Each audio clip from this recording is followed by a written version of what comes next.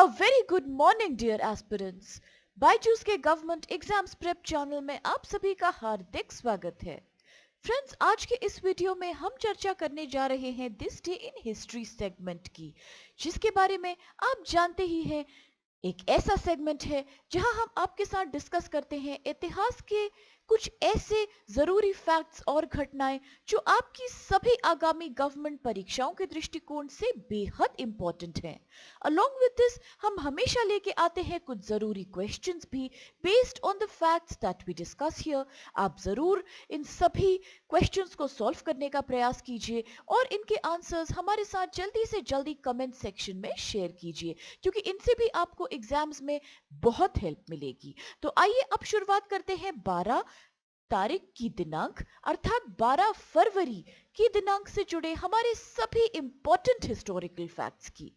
सबसे पहला फैक्ट आज का संबंधित है वर्ष 1742 से, when statesman of the Maratha empire during the Peshwa administration Nana Phadnavis was born. अर्थात पेशवा प्रशासन के दौरान मराठा साम्राज्य के राजनेता नाना फडणवीस का जन्म हुआ था। He was a brilliant Maratha statesman and eminent administrator. उनके जन्म का नाम था बालाजी जनार्दन भानु और इनका जन्म सतारा में हुआ था, जो कि मराठा एम्पायर के अंतर्गत आता था। फडणवीस के दादा ने मुगलों द्वारा एक हत्या की साजिश से पेशवा की रक्षा करी थी। बदले में पेशवा ने मराठा राजा छत्रपति शाहू को उनके ऊपर फडणवीस की उपाधि देने की सिफारिश करी। पेशवा के शासन के दौरान वित्त और प्रशासन को संभालने वाली पानीपत का तीसरा युद्ध, जो कि 1761 में लड़ा गया था, इसके बाद से नाना फडणवीस एक मंत्री के रूप में प्रसिद्ध होते चले गए और मराठों को अपनी प्रतिष्ठा और शक्ति हासिल करने में बेहद मदद करी, जिनको पानीपत की लड़ाई में अधिक नुकसान पहुंचा था। The fourth Peshwa Madhav Rao died and his younger brother Narayan Rao succeeded him to the throne. लेकिन Narayan Rao's uncle Raghunath Rao had ambitions of his own and उन्होंने नारायण राव की हत्या करवा दी in a conspiracy. Raghunath Rao then became the Peshwa for a brief period. परंतु यह बात नाना फडणवीस को स्वीकार नहीं थी, क्योंकि रघुनाथ राव के इंटेंशंस ठीक नहीं थे and he was not a good administrator. इसीलिए नाना फडणवीस ने एक 12 मेंबर रीजेंसी काउंसिल की स्थापना करी and he proclaimed the infant son of Narayan Rao named Sawai Madhav Rao as the new Peshwa और उसके बिहाफ पे रूल करना शुरू किया। Nana Fadnavis also signed a famous treaty with the Calcutta Council of the East India Company. This came to be known as the Treaty of Purandhar. In 1777, Fadnavis granted the French a port on the west coast. This led to British in advancing towards Pune and a battle was fought at Vadgaon. The Marathas defeated the British and were forced to sign the Treaty of Vadgaon, as per which the English had to relinquish all territory acquired since 1773 to the Marathas.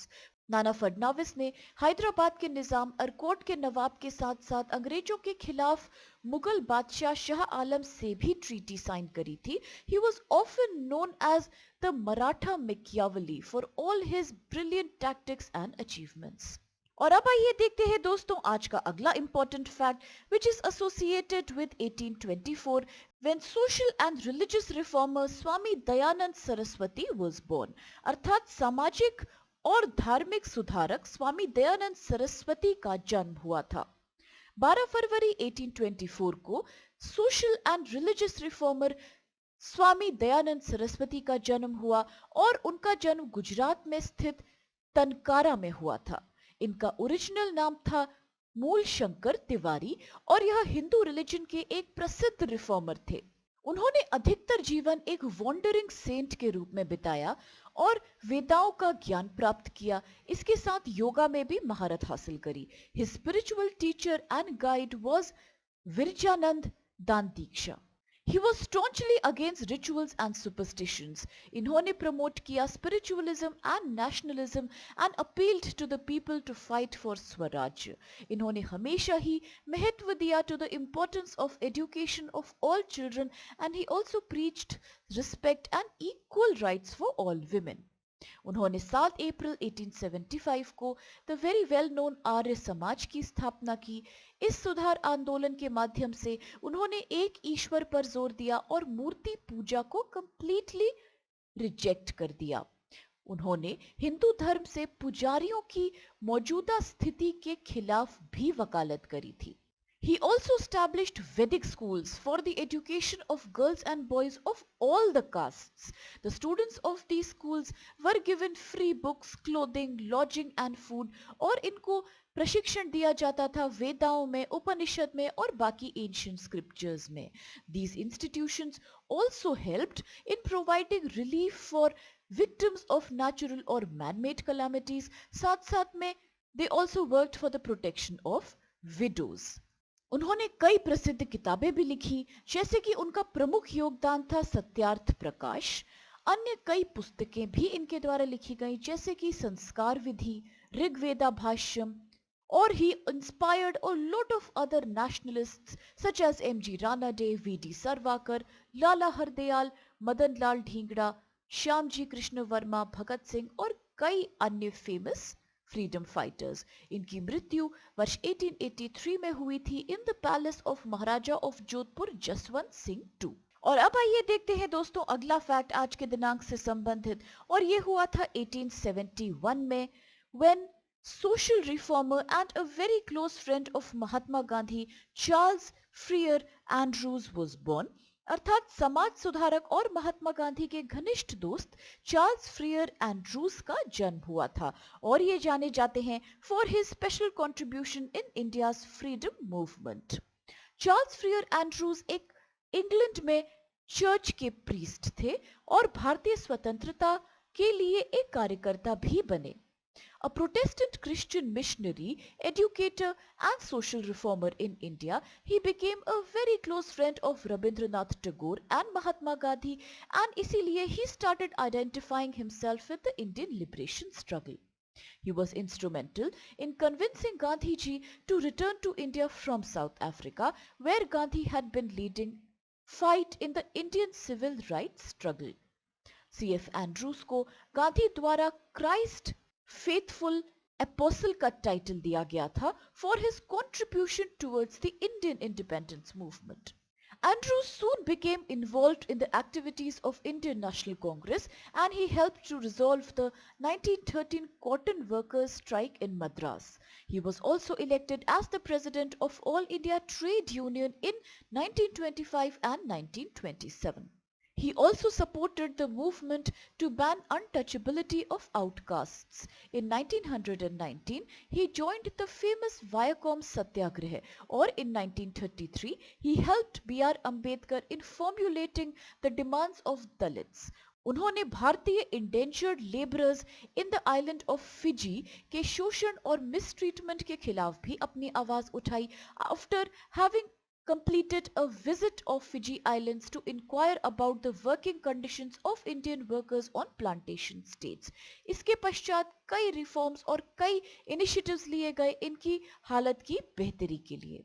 और अब आइए देखते हैं दोस्तों आज का अगला fact, which is associated with 1928 when Bardoli Satyagraha movement was launched। अर्थात बारदोली सत्याग्रह आंदोलन शुरू किया गया था। आधुनिक गुजरात में बारदोली तालुक 1925 में बाढ़ और अकाल की चपेट में आ गया था, जिसके कारण फसल की उपज पर प्रतिकूल प्रभाव पड़ा। इससे किसान आर्थिक रूप से प्रभावित हुए and they were suffering a lot of financial problems.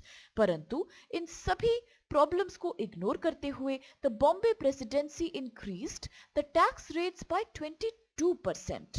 In 1927, the local Congress party published a report to show that farmers could not bear the burden of such a high taxation. परंतु सरकार का इस पे कोई प्रभाव नहीं पड़ा and they continued to make such demands on the poor farmers. In January 1928, the farmers in Bardoli invited Vallabhbhai Patel to launch the protest movement, जिसके अंतर्गत They all decided and made a resolution to not pay the taxes.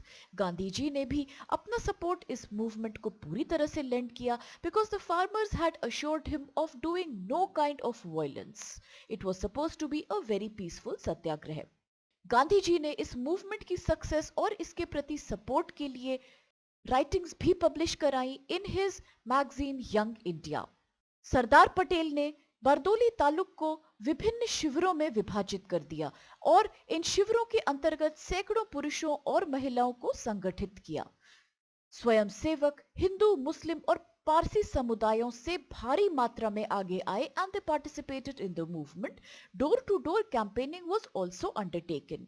एक large number of women also took part in this movement और इन औरतों ने सरदार वल्लभ भाई पटेल को the title of सरदार दिया था for his immense support and leadership for their cause.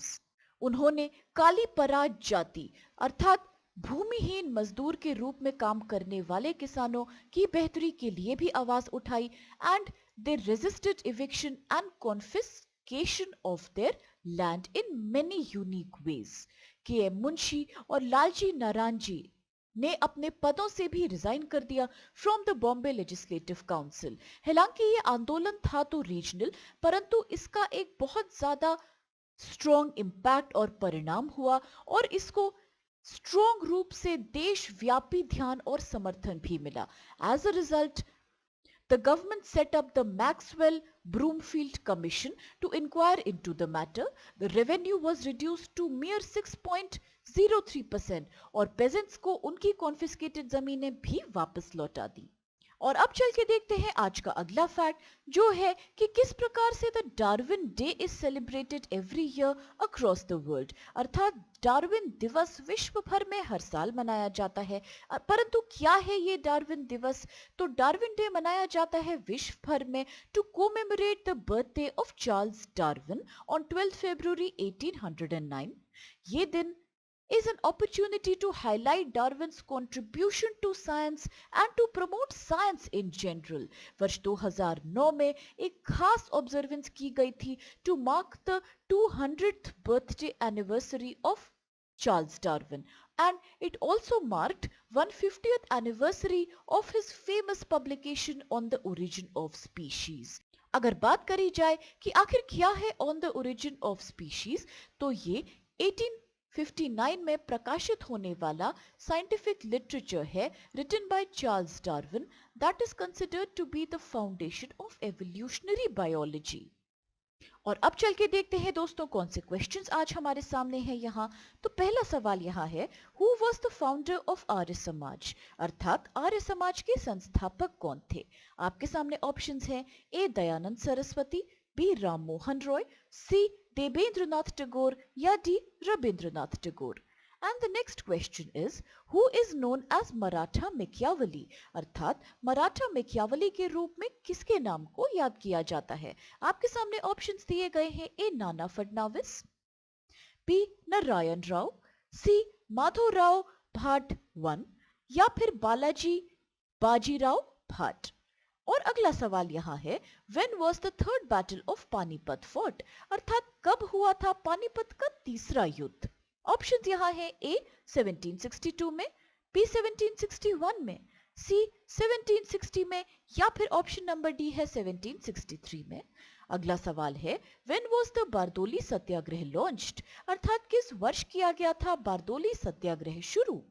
Options के रूप में कुछ डेट्स आपके सामने हैं और ये डेट्स हैं, ए 1927, बी 1928, सी 1926 या D 1929। The next question here is, who is the author of the famous book On the Origin of Species? अर्थात On the Origin of Species नाम की प्रसिद्ध किताब के लेखक का नाम आपको बताना है। ऑप्शंस आपके सामने दिए गए हैं कि A Charles Darwin, B Herbert Spencer, C Thomas Henry Huxley या फिर डी चार्ल्स लायल। अब इन सभी इंटरेस्टिंग क्वेश्चंस और जरूरी फैक्ट्स के साथ आज के सेशन को हम यही समाप्त करते हैं, इस आशा के साथ कि हमारे सभी दोस्तों को इस वीडियो को देख के बहुत मदद मिली होगी और इन्हें ये पसंद आया होगा। Friends please please please channel को लाइक, शेयर और सब्सक्राइब आप लोग अवश्य कीजिएगा और हमारे सभी क्वेश्चंस के उत्तर हमारे साथ जल्दी से जल्दी आप शेयर कीजिए कमेंट सेक्शन में। With this, thank you so much to all of you for being a part of today's session with us.